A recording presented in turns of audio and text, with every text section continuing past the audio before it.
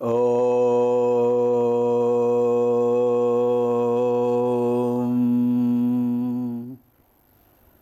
శ్రీ గురుభ్యో నమః.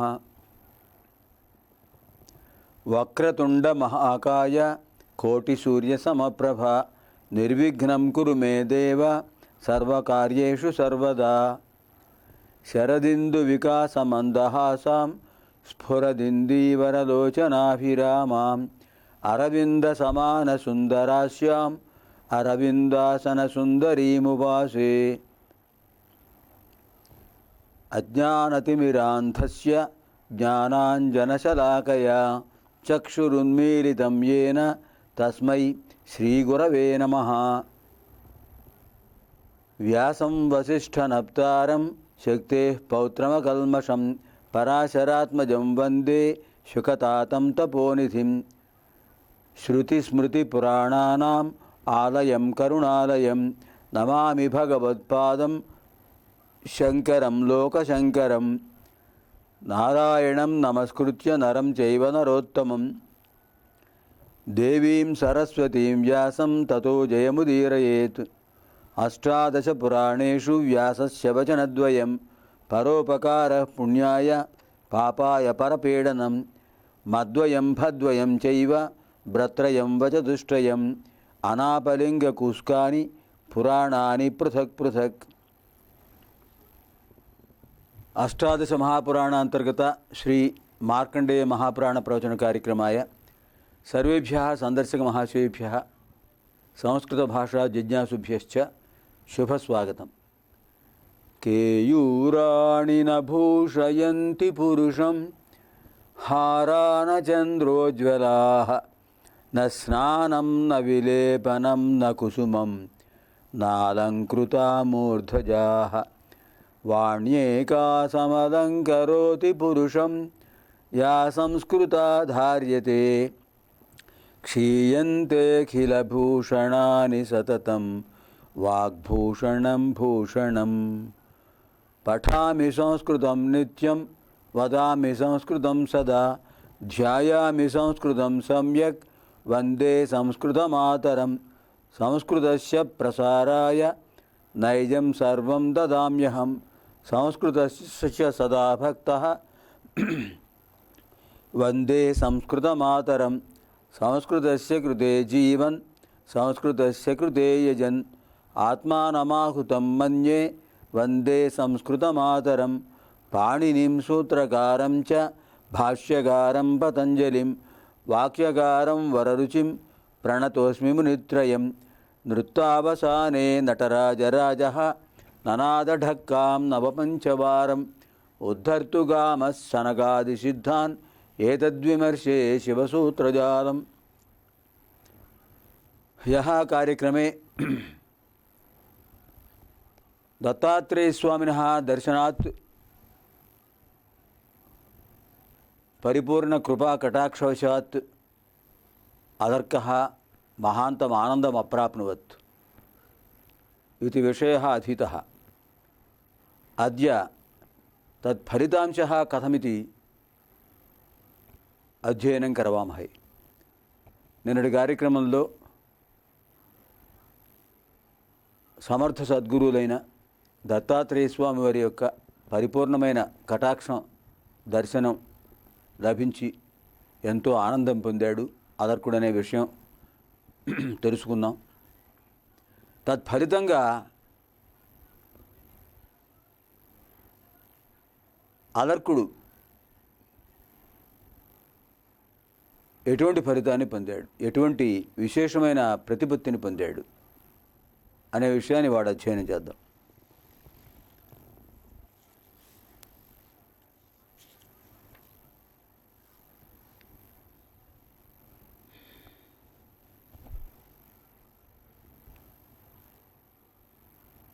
దత్తాత్రేయ స్వామి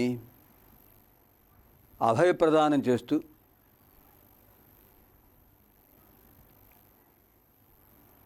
శాశ్వత కైవల్య ప్రాప్తిరస్తు అని దీవించాడు.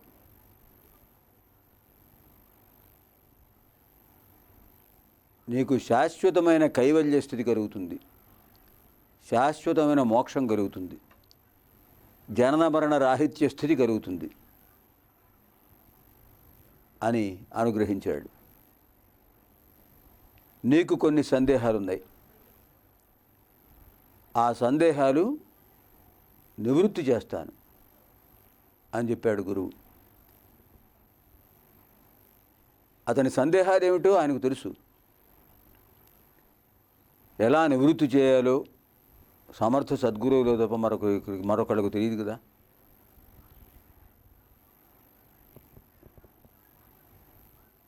రామాయణంలో అదే విషయం మనకు కనిపిస్తుంది. రామలక్ష్మణ భరత శత్రుఘ్నుడు వశిష్ఠ మహర్షి దగ్గర చతుర్దశ విద్యలు నేర్చుకొని ధనుర్వేదం పూర్తి చేసుకొని తీర్థయాత్రలకు వెళ్ళారు తండ్రి గారి అనుమతితో. ఆ కాలంలో శిష్యులకు అది ఒక విశేషమైన కార్యక్రమం. ఈ కాలంలో ఉన్నట్టుగా సౌకర్యాలు ఉండేవి కాదు కదా, ప్రయాణ సౌకర్యాలు. ఎంత రాజకుమారులైనా గురుకులాశ్రమంలో అందరితో పాటు కలిసి ప్రవర్తించవలసిందే, వాడికి ప్రత్యేకత అంటూ ఉండదు. మంత్రి కొడుకులైనా, సేనాపతి కొడుకులైనా, ఒక సామాన్యుడి కొడుకులైనా, మహారాజపుత్రులైనా అందరూ సహపంక్తి భోజనం, అందరూ కలిసి చదువుకోవాలి, అందరూ కలిసి గురువులకు సేవ చేయాలి. ఎవరికి ఏది అవసరమో గురువు వారికి అది చెప్తాడు. గురువుగారి ఆశ్రమంలో ప్రవేశించేంత వరకే తల్లిదండ్రుల యొక్క బాధ్యత, ప్రవేశపెట్టే వరకు. ప్రవేశించిన తర్వాత మళ్ళీ గురువుగారు వెళ్ళమనేంత వరకు గురుకుల వాసం నుంచి రావడానికి వాళ్ళకు అవకాశం లేదు. పిల్లల్ని తీసుకువెళ్ళడానికి తల్లిదండ్రులకు అంతకంటే అవకాశం ఉండదు. అది ఆనాటి సంస్కృతి, ఆనాటి ఆచారం. దేశకాలమాన పరిస్థితులను బట్టి పద్ధతులు మారుతూ ఉంటాయి, మారాలి తప్పదు. కానీ పూర్తిగా మన సంస్కృతిని నాశనం చేసే పరిస్థితి మాత్రం తెచ్చుకోకూడదు.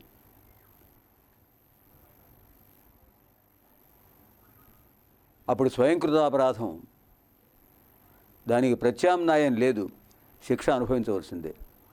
ఇప్పుడు అనుభవిస్తూనే ఉన్నాం. తల్లిదండ్రులను గౌరవించాలి. తమ బాల్యంలో తమను పెంచి పెద్ద చేసినటువంటి తల్లిదండ్రులు వృద్ధులైన తర్వాత వాళ్ళను కనిపెట్టుకుని ఉండవలసిన బాధ్యత మనది అని ఒకడు చెప్పవలసిన పని లేదు.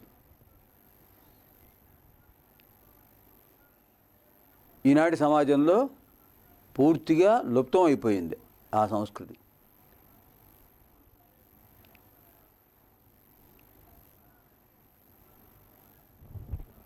ఎంతమంది వృద్ధులకు ఎన్ని ఆశ్రమాలు ఏర్పడతాయి? చాలటం లేదు ఆశ్రమాలు.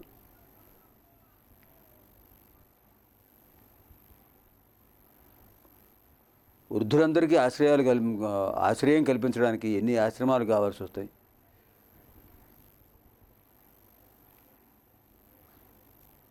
అప్పుడప్పుడు తల్లిదండ్రులను చూడడానికైనా వాళ్ళకి అవకాశం ఉండట్లేదు. వాళ్ళ కుటుంబం వాళ్ళది. రేపు వాళ్ళ పరిస్థితి ఇదే కదా. తెలుసు వాళ్ళకి. తెలిసి చేసే అపరాధానికి క్షమాపణ ఉండదు.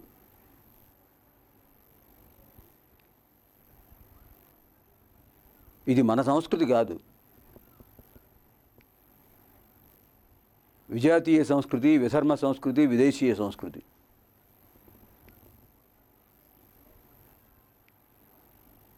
గతానుగతికో లోకో నా లోక పారమార్థిక అన్నట్టుగా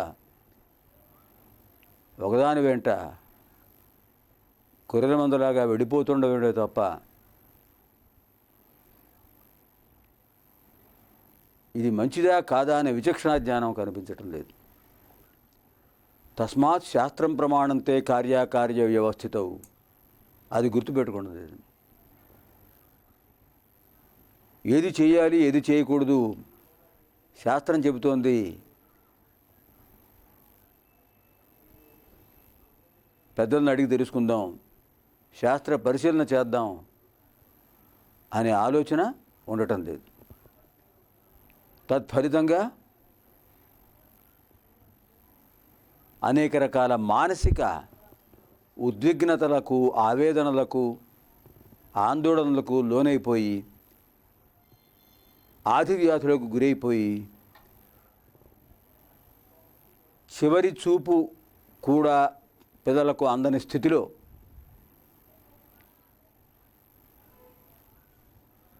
వెళ్ళిపోతున్నారు.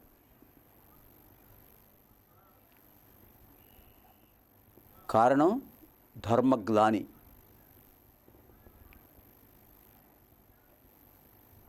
అది కరిదోష ప్రభావం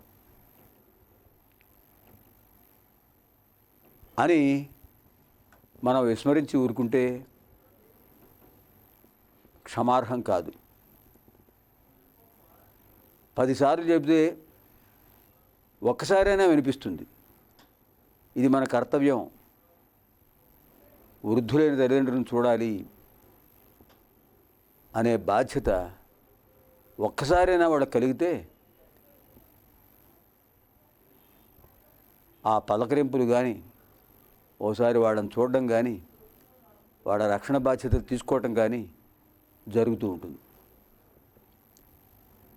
అందుచేతనే ప్రసార మాధ్యమాల్లో మహానుభావులు అందరూ మన సంస్కృతిని గురించి పదే పదే పదే చెప్పడం జరుగుతుంది. కొంతైనా సమాజంలో మార్పు వస్తుంది కదా అనే ఉద్దేశంతో.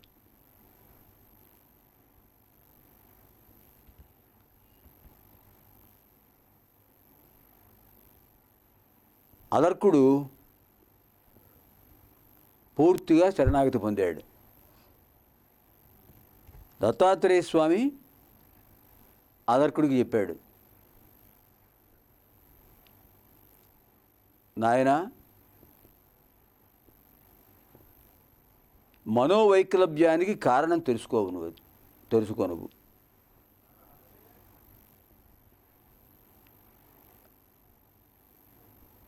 తల్లిదండ్రులను సేవించావు, వాళ్ళు చెప్పిన మాట విన్నావు, వాళ్ళు చెప్పినట్టు ప్రవర్తించావు.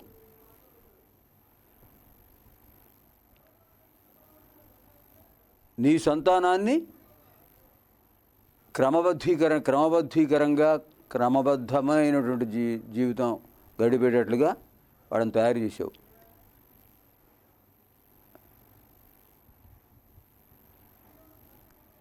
వాళ్ళకి రాజ్యాన్ని ఇచ్చి పరిపాలించమన్నావు.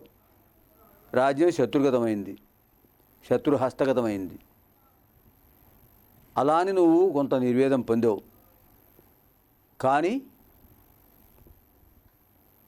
ప్రారబ్ధ కర్మను అనుభవించక తప్పదు. మళ్ళీ వాళ్ళకు రాజ్యప్రాప్తి కలుగుతుంది. ఆ విషయంలో నువ్వు విచారం పెట్టుకోకు. నీ కుమారులకు మళ్ళీ రాజ్యప్రాప్తి కలుగుతుంది.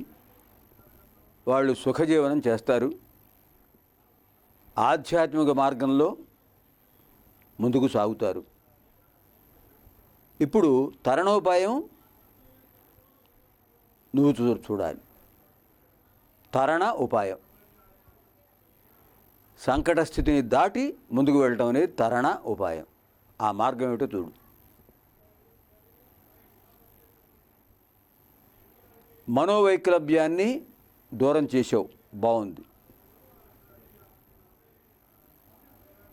ఎప్పుడైతే నువ్వు జపసిద్ధి పొందావో నీకు ఆధ్యాత్మిక, ఆధిభౌతిక, ఆధిదైవిక ప్రశాంతత ఏర్పడింది. మహాపురుష సంశ్రయం కూడా లభించింది.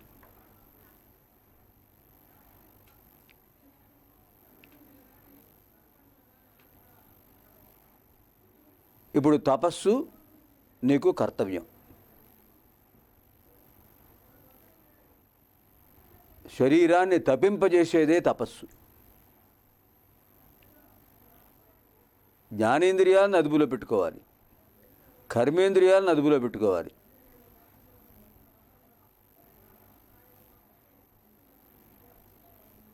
మనస్సును అదుపులో పెట్టుకోవాలి. ఈ ఏకాదశేంద్రియాలను అదుపులో పెట్టుకుని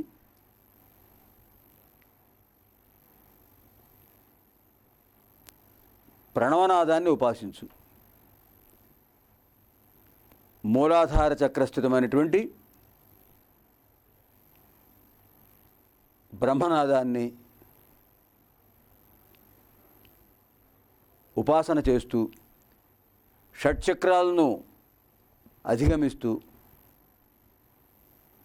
ఆజ్ఞాచక్రస్థితమైనటువంటి జీవాత్మను సహస్రార చక్రస్థితమైన పరమాత్మతో లయింపచేయి. మనస్సును బుద్ధిలో లయింపచేయి. ఆ సాధన చెయ్యి. ఇందుకు నీకు ఆధారమైనది ప్రాణాయామం. పంచ ప్రాణాలను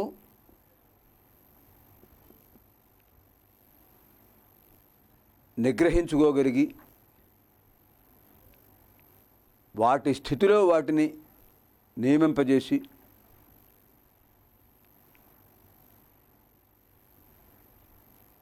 యాంత్రికమైన ఉచ్ఛ్వాస నిశ్వాసాలను నియంత్రణ చేస్తూ ప్రథమ, మధ్యమ, ఉత్తమ ప్రాణాయామ అభ్యాసం నువ్వు చేసినట్లయితే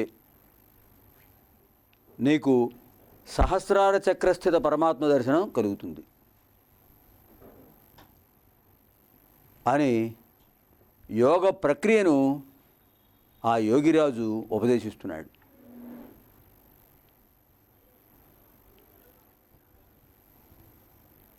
సమర్థ సద్గురు అయినటువంటి దత్తాత్రేయ స్వామి ఉపదేశించినటువంటి ఆ యోగ సూత్రాలనే మనకు పతంజలి మహర్షి అందించాడు యోగశాస్త్రంలో.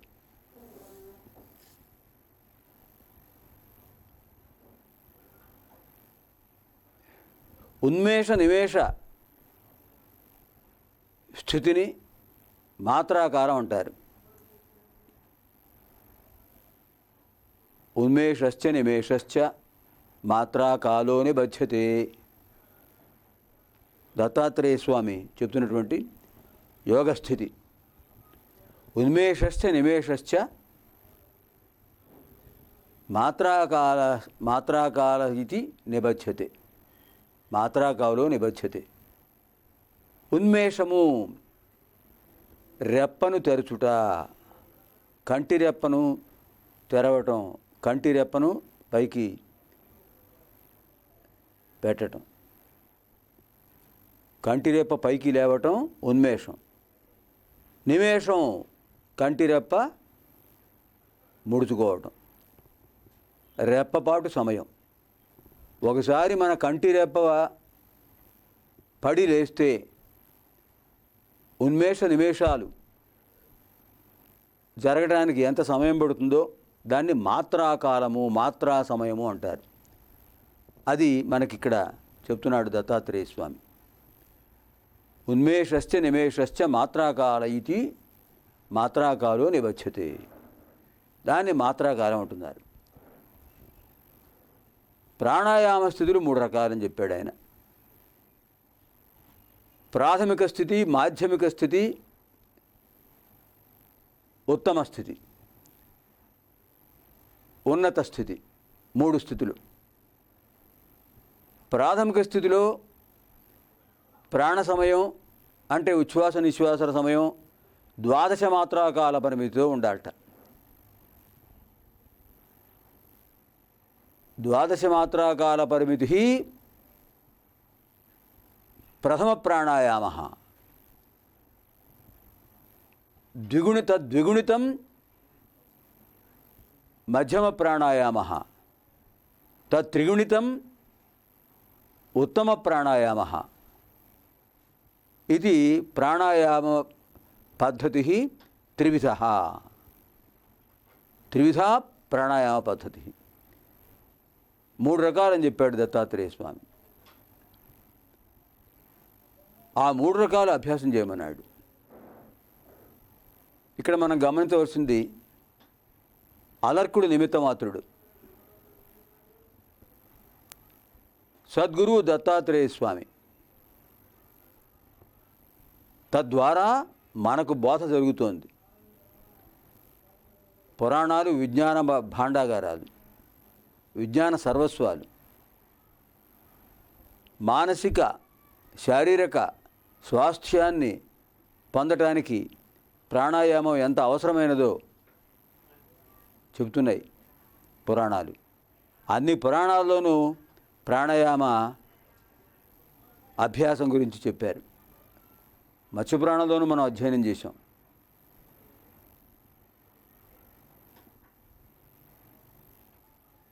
మార్కండేయ పురాణంలో ఇప్పుడు దత్తాత్రేయ స్వామి అదర్కుడికి చెప్తున్నాడు. ఎలా ఉంటుంది అలా చేయడం వల్ల ఫలితం ఏమిటనేది రేపటి కార్యక్రమంలో మనం తెలుసుకుందాం. పునర్మిలామః శ్వః. మళ్ళీ కలుసుకుందాం రేపటి రోజున. ఓం అపుత్రాః పుత్రిణః సంతు పుత్రిణః సంతు పౌత్రిణః అధనాః సధనాః సంతు జీవంతు శరదాం శతం. సర్వేత్ర సుఖినః సంతు సర్వే సంతు నిరామయాః. సర్వే భద్రాణి పశ్యంతు మా కశ్చిద్ దుఃఖభాగ్ భవేత్. ఓం పూర్ణమదః పూర్ణమిదం పూర్ణాత్ పూర్ణముదచ్యతే పూర్ణస్య పూర్ణమాదాయ పూర్ణమేవావశిష్యతే. సహనా భవతు సహనౌ భునక్తు సహ వీర్యం కరవావహై. తేజస్వినావధీతమస్తు మా విద్విషావహై. అసతో మా సద్గమయ తమసో మా జ్యోతిర్గమయ మృత్యోర్మా అమృతం గమయ. ఓం శాంతి శాంతి శాంతి. దివ్యాం భవ్యాం సుబోధాం చ శుద్ధాం అర్థప్రదాయినీం జననీం బహుభాషాణాం వందే గీర్వాణ భారతీం. స్వస్తి.